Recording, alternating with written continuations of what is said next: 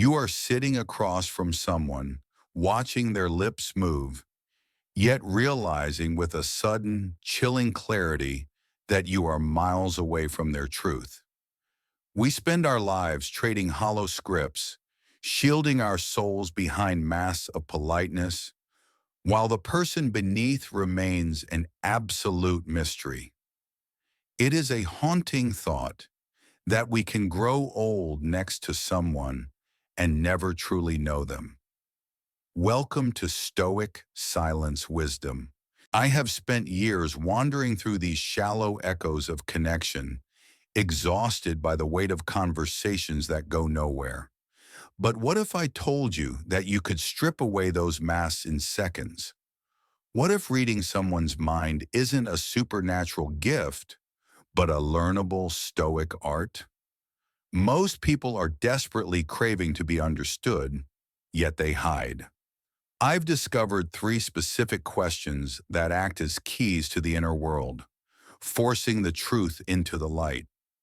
If you are tired of being a stranger to those you love, pay close attention.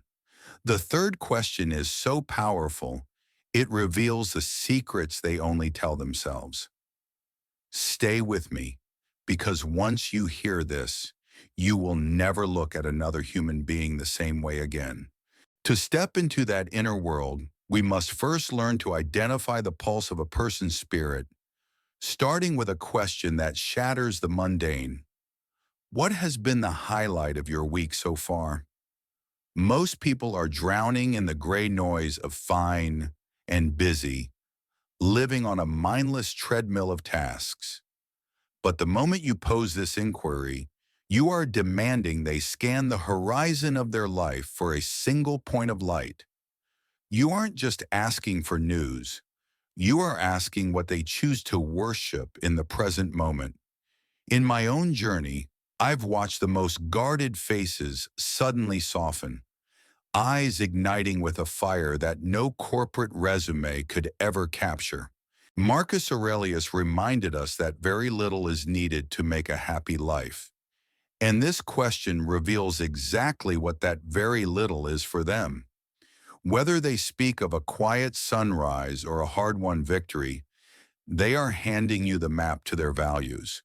You are witnessing the authentic self emerge from the shadows of autopilot, revealing a truth more profound than any generic introduction could ever offer. If this first insight has already changed how you look at the people around you, consider subscribing to Stoic Silence Wisdom and liking this video.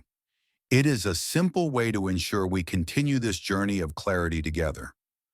Understanding what fuels a soul is vital, but to truly know someone, you must discover if they possess the courage to evolve. This leads us to a more unsettling inquiry. What is something you used to believe that you don't believe anymore? This is the ultimate growth compass. In a world that prizes certainty and the stubborn defense of one's ego, asking this is like asking a person to show you their scars. It demands intellectual humility, the rare Stoic virtue of admitting that we were once blind. I have always found this moment in a conversation to be heavy with tension. It reveals whether I am speaking to a rigid statue or a living, breathing spirit capable of self-correction. Seneca taught us that every new beginning comes from some other beginning's end. And here, you are witnessing the death of an old conviction to make room for wisdom. When someone shares their shift from judgment to empathy or from pride to openness, they aren't just giving an answer. They are proving they have the resilience to outgrow themselves. Without this capacity for change, a person is merely a prisoner of their past. Once we recognize the capacity for growth, we must descend into the bedrock of their character by asking the most revealing question of all. If you could change one thing about how people treat each other, what would it be? This is not a mere hypothetical. It is a profound excavation of the soul. When a person speaks of the world's flaws, they are almost always speaking of their own scars. They are handing you a map of their private pains and their highest ideals, revealing the very standard by which they judge the universe. I've sat in silence while others wished for more kindness, more honesty, or more patience. And in those moments, I realized they weren't just critiquing humanity. They were showing me exactly what they have lacked in their own lives. Epictetus urged us to know who we are before we adorn ourselves. And through this inquiry, you see their internal architecture stripped of all social decoration. You are no longer just making conversation. You are witnessing a person's relationship blueprint. In their answer lies the secret to how they wish to be loved, supported, and truly seen by you. Stoicism is often misunderstood as a philosophy of cold, unfeeling detachment, but in truth, it is a practice of intentional, profound connection. We do not ask these questions to gain a hollow advantage or to play psychological games.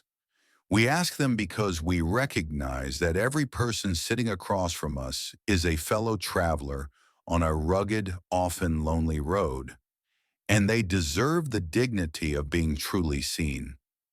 By exploring their highlights, their evolution, and their values, you are doing something revolutionary in a shallow world. You are building a bridge of character. You are moving past the static of everyday life and entering the sacred space of the human soul. This is where true influence lives, not in dominance, but in the stillness of understanding. When you see a person's scars and their dreams with the clarity of a Stoic, you no longer react to their shadows. You respond to their essence. You become a person of depth in an age of surfaces, and in doing so, you invite others to rise to that same level of authenticity. This is how we honor the shared experience of being human. The deepest lesson here is that human connection is an act of justice.